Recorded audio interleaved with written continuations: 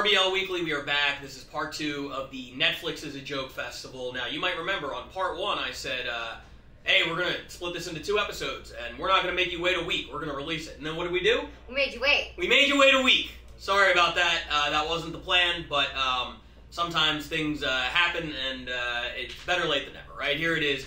We appreciate everybody's patience. We appreciate you guys rocking with the show every week. We're having a great time, and we have more great episodes coming. We're going to go back to the regular RBL Weekly format coming up. We also have another special episode that we just filmed. Won't tell you what that is just yet. You'll see it when it drops, but a lot of cool stuff coming. But for now, apologies for the lateness of the episode. Thanks for sticking with us. This is part 2 of the Netflix is a Joke Festival. Hey everybody, welcome back to RBL Weekly. We are back with part 2 of the Netflix episode. I'm joined again by Sarah Keller. If you tuned into the last episode, you already know the story. We're taking a week off from the normal RBL format, not showing things from around the league. We are focusing on one magical night back in May where all the best battlers from LA and one from New York came together to put on one absolutely dynamic show. So dynamic, we had to break it into 2 episodes. Yeah, it was. You couldn't make it any shorter than that and show the full majesty of this episode. That's exactly right. Majesty is the perfect way to describe it. And we are going to, by the way, shout out to Her Majesty the Queen, died. I don't know when you're seeing this, but in our world, yesterday. R.I.P. So pour one out for the Queen. We are going to start off this week's part 2 episode with a battle between 2 of my absolute favorites. And one of them, last week we talked about Paige versus Kim and how Kim doesn't, you know, you wish she would get in the ring more because she's so good and she came back after all that time away and she crushed it. Similar kind of story here. I'm talking about Connor McSpadden, one of the all-time legends in roast battle. He came back after not doing a battle for a few years and went up against one of our most active battlers, the current champion, Omid Singh. And they put on a hell of a show. And I want you to pay special attention here because you are going to be battling Omid in a few weeks for the championship. So it's time for you to study some game film. You ready for this one? I'm ready. Let's get into it then. This is Omid Singh against Connor McSpadden. Let's check it out. Connor, Omid! Omid has irritable bowel syndrome, or as they call it in India, just regular pooping. Connor is ripped, but that's because he was molested.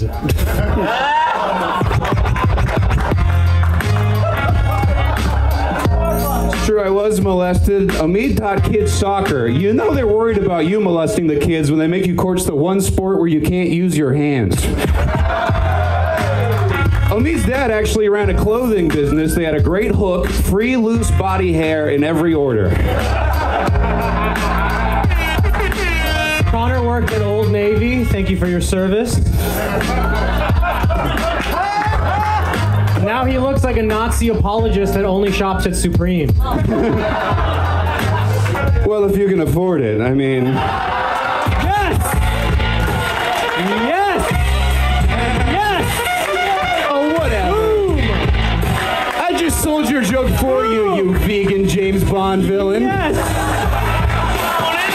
Listen to this fucking hack. He only gets booked on cruise ships, I guess because they're a lot harder to steer into a skyscraper.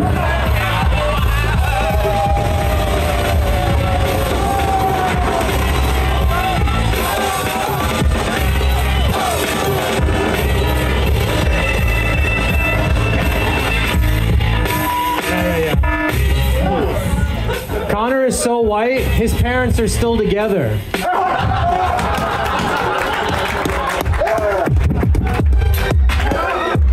Omid might be whiter than me, man. He's from Irvine, he plays tennis, he drinks kombucha. Last time I went out to eat with him, he demanded to seek to a manager. Omid's mom is actually a Reiki healer. If you don't know, Reiki is the ancient Indian art of tricking white girls who read Eat, Pray, Love into giving you $200. You didn't need that one. I gave you people extra jokes. Connor has bipolar 1. He's currently saving up for those bipolar 2s and 3s.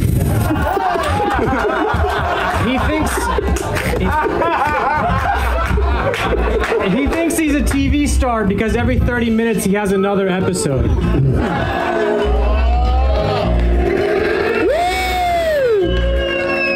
That nigga's on your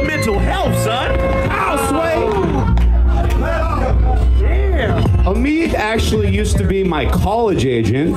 I wouldn't recommend it. I've lost less money opening one of his cousin's spam emails.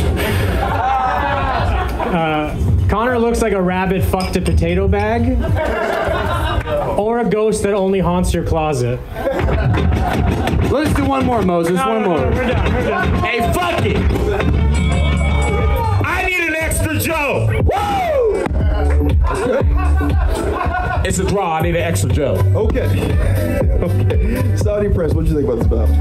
My friend, when it comes to math, I'm gonna trust the Indian. Let's do another joke. Yeah. Show's racist. All right. Hey, it's super racist. This is overtime. This is a joke off.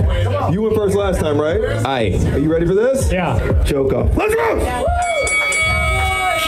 Connor has dated a few female comics. It's the closest any of them have gotten to a special.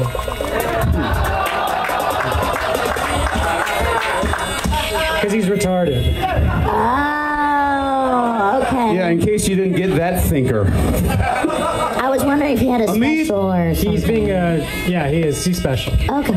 Yeah. Omid dropped out of school before he started doing comedy. How does it feel that 15 years later, doing stand-up, your only TV credits are still the ones you got in the media department at Orange Coast Community College? I was on Roast Battle, the TV show.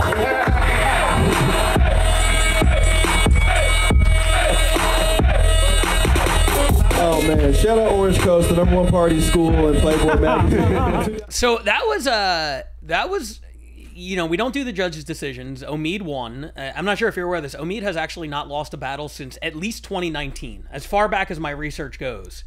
Oh my God. Yeah, he's really good and he's really effective. We're going to talk about him in a minute, but I want to start with Connor, because you mentioned earlier when you were talking about Kim and Paige the idea that they were terrifying. Yes. To you. I kind of Connor, forgot about Connor. To me, is the most terrifying battler we've ever had. He is my personal favorite.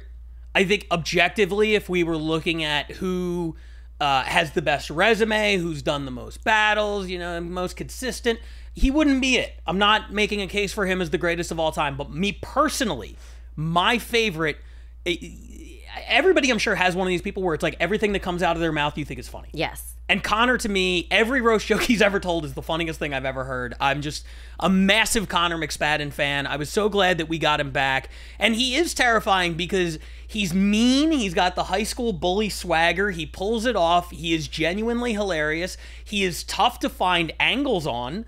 He's just so good. And you can't rattle him because he's dead inside. Yeah. Yeah. So, and he might be wearing the underwear that you just made a joke about him wearing. Which, that's one of those moments in Roast Battle where the stars collide, the heavens open up, and you're just like, oh God, this was such a perfect moment. So perfect. That entire run of like everything up until that point, which it was immediately followed by Connor. My favorite joke of the battle, Connor, he gets a lot of work on cruise ships because they're hard to steer into skyscrapers. That entire thing was absolutely flawless from front to back. So I wish we would see more of Connor McSpadden in any capacity, judging, battling, whatever you want to do. Come on by any Tuesday. We fucking love you. Yes. Let's talk about Omid for a second, because we just talked about how it's hard to find angles on Connor, and Omid is the master at this. If there's one skill that Omid has that's better than everybody else, the slider is turned up to 99. It is battling people that do not have obvious angles. You could take the most boring white guy ever, and Omid will find 5 funny ways to make fun of them and roast them. He is insanely good at it, and he did it masterclass there. Yeah. Yeah, Omid is... There's truly no one that I believe that Omid can find unroastable. Like, I mean, you said it. I don't need to reiterate it, but he will find...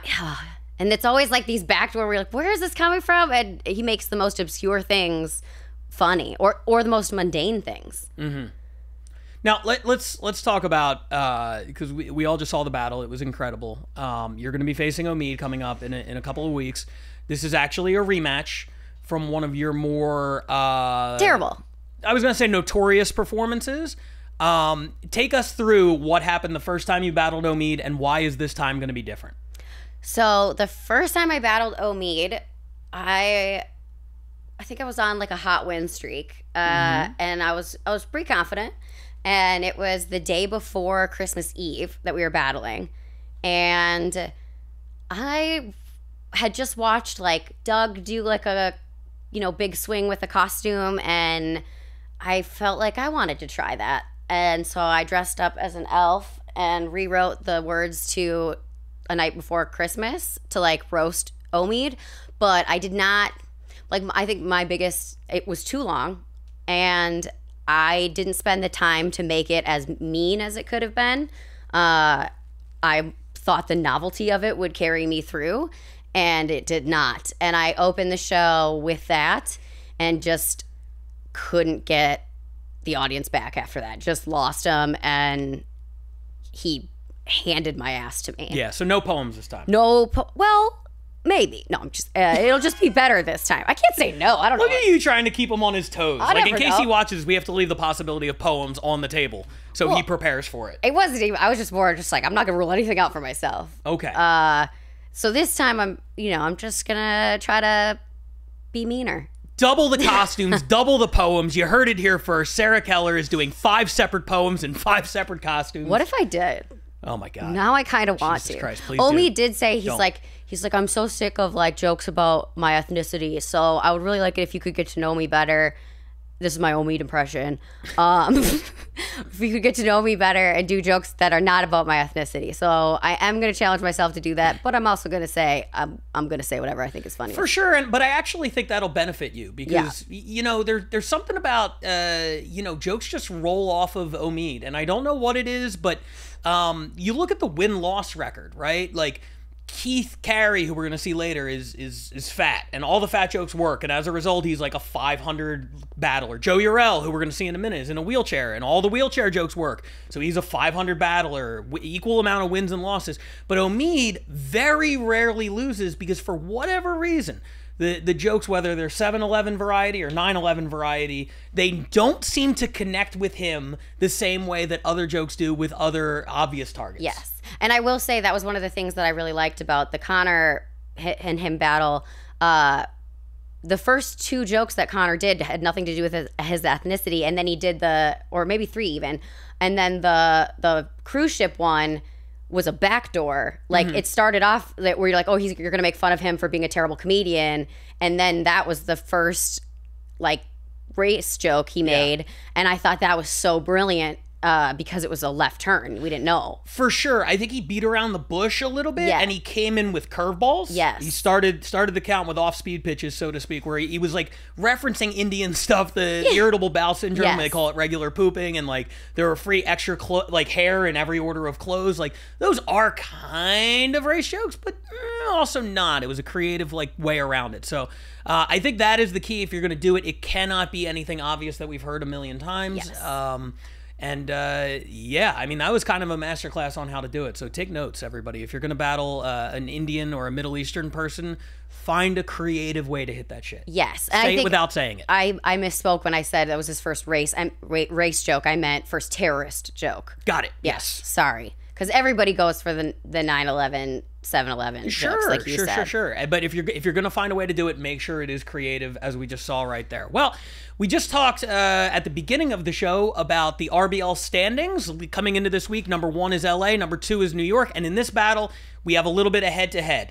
A little behind the scenes, when this Netflix thing was announced, we already had a full card. We had a full card. It was just going to be another Tuesday night in the Belly Room, and then Netflix said, hey, can we really do it up?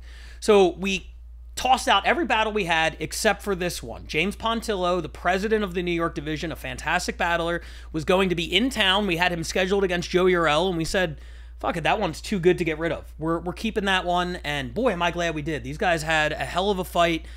This is New York's James Pontillo going up against LA's Joe Eurell. Let's check it out. This is exciting. Let's go. Joe's parents were both alcoholics. It's crazy no one in that family could finish 12 steps.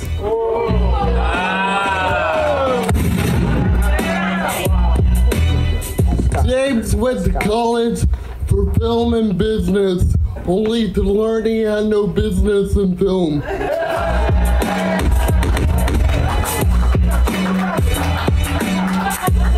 Great job, buddy. Joe's mom loved whiskey more than her son, but can you blame her though? At least Johnny was a walker.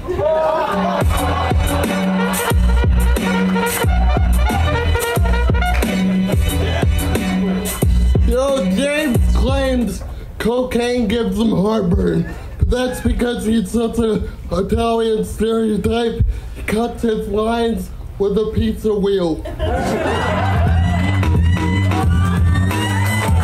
Joe's from the South, which is ironic because he'll never rise again. That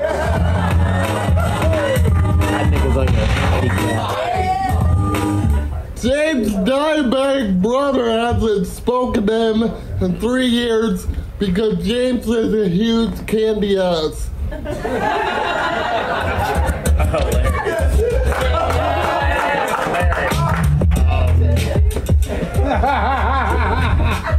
Joe looks like Pete Davidson if 9/11 was the amount of chromosomes he had.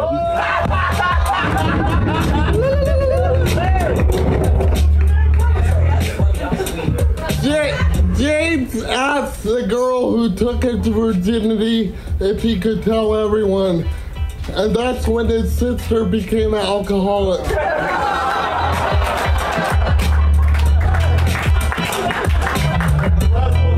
That's the first time you've ever been good on your feet. Joe loves smoking weed because it's the closest he gets to strong joints.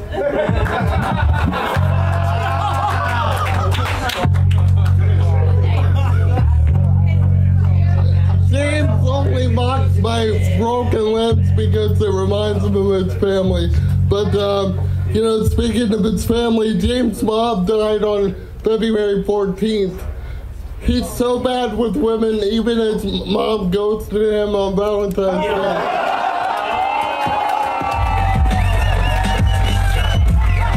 nigga in the wheelchair is gifted.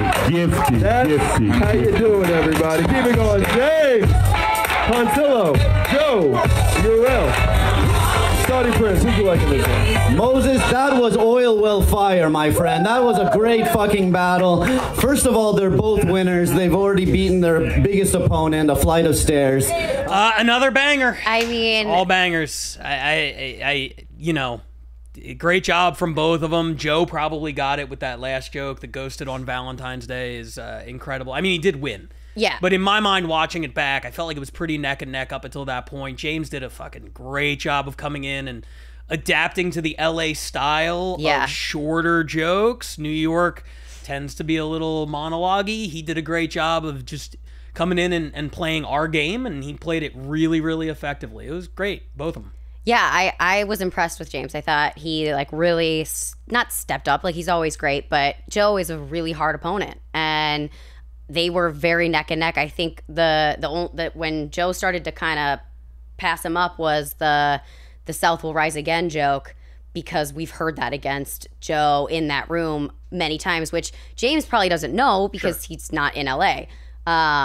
And so for me, that was when he started to lose momentum. But his last joke, what was it? Oh my God. James's last joke. I don't know. It was really good though. Yeah, it was really good. Anyway, yeah. I remember the Pete Davidson 9/11 number of chromosomes. I don't remember if that was the last one. But whatever the case is, Strong Joints. Strong so Joints good. was really good. Yes. Really top to bottom, I thought he had a consistent performance. And you're right, the only one that stands out to us, because we've seen 1,000 of these, and I'm trying to deprogram my brain from that. I really am. I didn't mention the Kim Congdon Kool-Aid Man joke when we covered that battle. We've heard the Kool-Aid joke a million times. There was one in there, I don't remember, it was from another battle where I had the same thought, and I'm trying to sort of deprogram myself, because when you've seen 10,000 battles, you're like, oh, I've heard that joke before. But the people in the room, maybe they haven't. See, and I guess my distinction is the Kim joke was, yes, we've heard a Kool-Aid joke against Paige. I honestly was very surprised she didn't do her Kool-Aid Man comeback. She has so many of them because they've been done so many times, but they've all been done differently, where this joke was word for word what we've heard about Joe before. So that's... I'm just going to be a cunt and call people out all the time for repeating jokes. No. No, I think that's fair. I think the show needs a cunt, and I am not good at it, and you're fantastic. You put the cunt in country, as we've discussed. So I'm glad that you're here to do that, and that's that's good. That I think it's important that battlers challenge themselves to do material that hasn't been done before. At the same time, they can't possibly know it's been done before, right. Especially if you're coming in from New York. With Yes. us, we could sort of check in with people and be like, hey, have you heard this? Yes. But if you're coming from New York, that's a lot to ask somebody to do. But the Yes. rest of his material, very fresh, haven't heard that before. And against Joe, it's really tough to not hit old territory. Yes. And that's why I will great. say he's from New York, so he wouldn't know that in the room. That's why we heard that, And I'm not going to be as sticklery and a big of a cunt with new battlers. Yeah. But these people, and again, James gets a pass because he's not in LA. But with people that like us, if we steal a joke, like, come on, we should know better than that. For sure. We got resources. For sure. One thing that I love about I say Joe, that like now I'm totally going to do a joke that like has been done about Omid. Oh, and just 100%. fucking get reamed. Ugh. You do not steal Slumdog Build-A-Bear. That one's mine. Do not do that. That was the first joke I wrote. Damn it. No, I'm just kidding. You got to get rid of it. One thing that Joe did that I was a little bit worried right before Joe's last joke, because Joe obviously has sort of an uphill climb in terms of the audience understanding the words. Coach T is playing the beats behind everything. He brings them all the way down when Joe is about to speak. The room has to get very quiet. And Joe, once a battle, he'll have a moment where he does a rebuttal and it doesn't hit.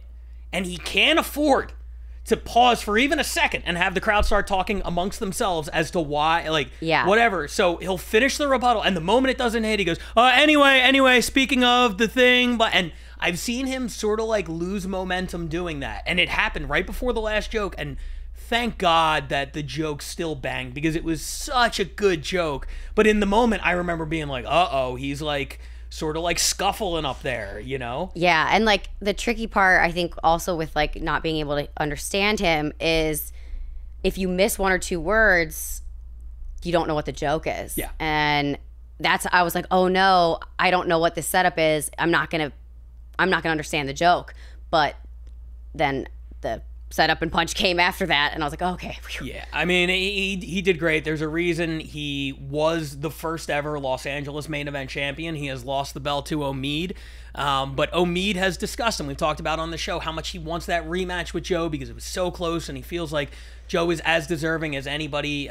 We just announced on the RBL Commissioner account, a couple weeks ago, that we are going to be inducting the first ever class to the Hall of Flame. And we have seen over the course of 5 battles, I think 6 or 7 people who could easily be first ballot members. We're going to limit the classes so they won't all make it. But Joe Eurell, in terms of what he means to the show, in terms of the legacy, being the face of the show, everything that is great about it in terms of delivering jokes and receiving jokes, and the only show that truly will put up anybody. There are no barriers. We put up every type of person, and they are all judged on the exact same level. To me, Joe Eurell is as representative of what roast battle is as anybody who's ever done it. Yeah, I would agree. And he will get some serious consideration for the first class of the Hall of Flame. Those announcements will be coming later this year. But now, let's wrap up the show. And speaking of Hall of Flamers... These guys, 2 of the absolute best we've ever had. I'm talking about Keith Carey and Nicole Becannon. For anybody who's seen the show, neither of them needs an introduction. These guys are just the best, and there was no other battle on a night of nothing but home run battles. I think it was a consensus. There's no other one that could have closed us out. This is the one. Oh, and I mean, these are 2 people that have won Battle of the Year against each other. Yep. And then were able to follow that up with an even, I thought, like, better battle. Like, this is incredible. This is their 3rd time battling. The first time was a 3-rounder in the belly room. As you mentioned, I believe it did win Battle of the Year. The second time we actually talked about on the show a few weeks ago, it was in Houston, where they both stripped down to their underwear, and it was an absolute disaster. Yes. One of the only times I've seen either of them struggle, let alone together. Fortunately, this one was a lot more like the first one than the second one. The close stayed on, the jokes hit. I think the close stayed on. We'll find out in a minute. I don't totally remember. Nicole's did, for sure. Keith, we never know. Yeah, never know. My guess is over-under he might on have what popped joke a button. He takes the shirt off. I'm going with 2.5, and I'm taking the under. Okay. Let's just watch the fucking battle. Keith and Nicole.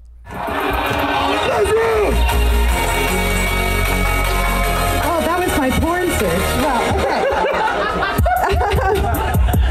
He's actually semi-famous, so if he's ringing a bell, you've probably seen him in Notre Dame.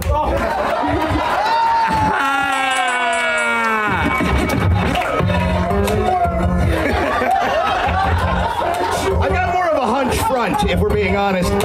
Nicole is a lot like Netflix. Would I like to get on her for 10 minutes? Sure, but only if everyone else in Hollywood said no.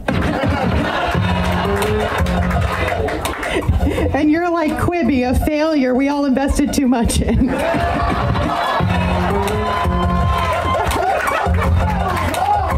wrote for Quibi Show.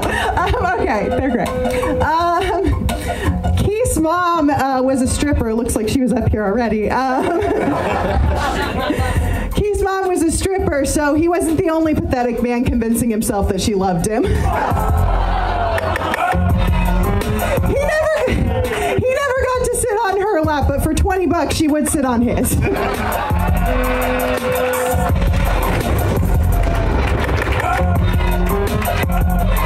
Nicole's ex-boyfriend was a heroin addict. He was the first junkie to hit rock bottom from the back.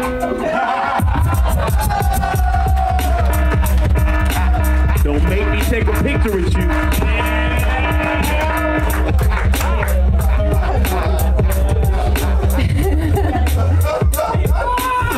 Keith went to 15 different schools. As a kid, he moved around a lot, so as an adult, he said never again. Every time someone tells Nicole she's hot, it has the same energy as when the high school basketball team puts the retarded kid on the court at the end of the game.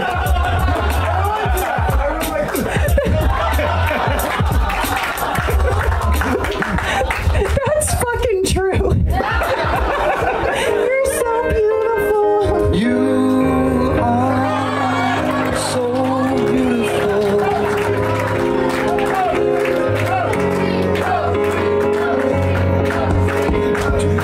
I love that this is your impression of what beautiful people do. Just kind of wave gently. Oh, okay, it's true. I'm hideous. But to be fair, Keith looks like he tells all female comics that in their YouTube comments.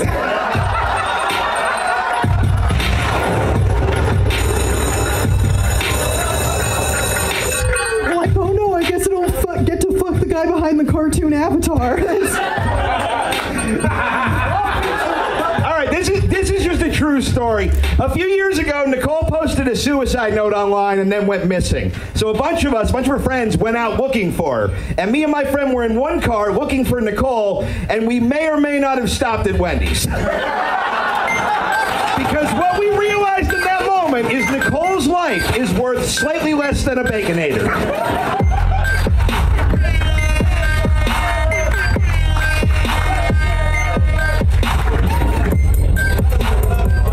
I mean, it looks like Baconator is worth more to you than your own life. So.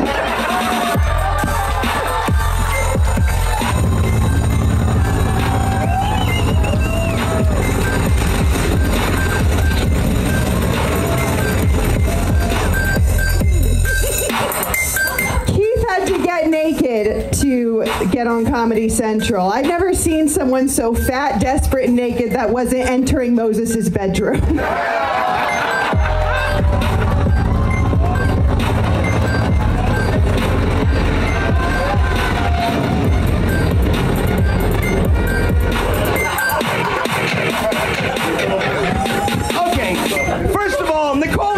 Been naked on television. You guys act like you don't even watch Animal Planet. Oh,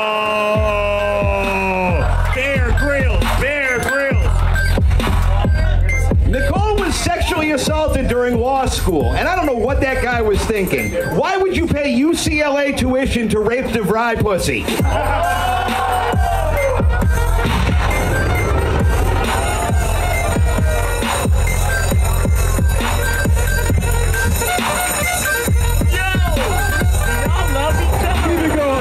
Nicole Becannon and Keith Carey. Oh my God. You know what? I forgot how great this night is. Because I said before, authoritatively, Paige versus Kim was the battle of the night, maybe the battle of the year. I'm not even convinced it was the best battle on this show anymore. No disrespect to them, but Keith and Nicole, I think I take for granted because they've done it so many times and it's always perfect. It's always flawless, always new, fresh jokes that we've never heard before. But, I mean, Jesus Christ, that was incredible. That is a masterclass in roast battling. Like, from everything. Obviously, the joke writing is flawless, to their true friendship. They're truly having fun on stage together, and they're chivalrous with each other. They're giving each other the opportunity to keep going. Like, at one point, Nicole did one joke, and then she held her finger up, and because Keith was about to talk, and he stepped back and let her finish. Yep. And like, literally every single top to bottom moment of that battle was perfection, and every battler should study it. I'm fangirling. It was so, I forgot, like, I knew it was good. Yeah. But fuck, dude. You know what's so funny? When you've seen somebody battle upwards of 50 times, like I have Keith, you pick up little things every time. Because you're like, what more can I say about the guy, right? I picked up something little this time. So he takes his shirt off, right? Which, also, we didn't address that immediately. I legitimately forgot did too. He had it off for the entire battle, which was perfect. And the crowd obviously loved it. And the thing I noticed this time, this sounds insane, but Keith is so good at laughing at his opponent's material. And every time he laughs with his shirt off, his belly shakes up and down like a bowl full of jelly. And it just makes him more likable. Because I found myself looking, after these really mean jokes about Keith, I found myself looking at his stomach just like shaking with laughter. And god damn, every little piece of the puzzle is perfect. It's just it's absolutely unbelievable. They're two of my best friends in comedy, two of my favorite people. I've had the honor of battling both of them multiple times, and it is just an absolute pleasure. You know, it's just so fun. It's never not fun with those two, unless Nicole is in a dark place, like the Baconator joke. Then it's less fun. But you know, it's just always, they always put on a show. They're always great, and to headline the Netflix show, like I said before, absolute, just a no-brainer. Yeah, I agree. They are two of the most fun to battle, to watch. Like, they both genuinely get up there and have fun, and just, I think, go in with the intention of, we want this to be a great performance. Like, that's it. Yeah. From both of us. And I mean, they knocked it out of the park. Everybody knocked it out of the park on this night. It's a lot easier for us to do this when there's really, I mean, in a way it's harder because there's nothing really to say. We don't have to pick apart. Nobody's using their notes, their phones. Nobody's, doing whatever. We were really nitpicking to try to find any remotely negative things because it was hard, because it was a great, great night. I'm so happy that we both got to be a part of it and that we got to watch it here today. As I said, this was my first time watching the show since then. And it was even better than I remember. I agree. It was so good. So we'll be back next week with more of the classic RBL weekly format. I know our fans across the country and across the world were hoping to see more battles from other cities. Don't worry, we'll be back next week with what we usually do. And I'm already looking forward to it. Until next time, I'm Pat Barker. I'm Sarah Keller. And that was RBL Weekly. We'll see you guys next week.